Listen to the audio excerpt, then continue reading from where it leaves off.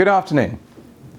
On Tuesday the 15th of September, yesterday, our on-island COVID-19 laboratory began processing swab tests.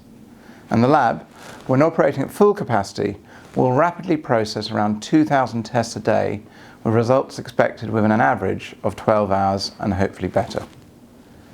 It's going to be used to process tests from symptomatic people, care home admissions, pre-operation patients, essential workers, and passengers arriving in the island.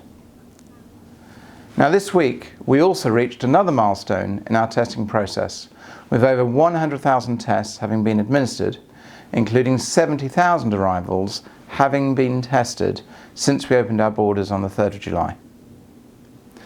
Our comprehensive testing and contact tracing is just one of the ways that we're ensuring our community are kept safe from the effects of the pandemic.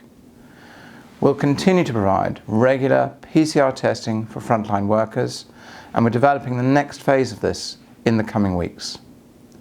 We'll continue monitoring compliance with self-isolation and in restaurants and bars to ensure that customers are completing contact tracing records.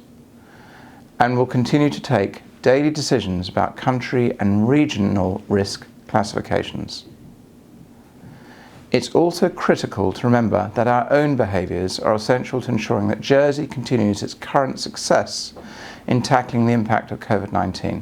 So please, continue to wash your hands, catch sneezes and coughs, and maintain social distance and good hygiene. Together, we can continue to face this challenge as a community. Thanks for listening.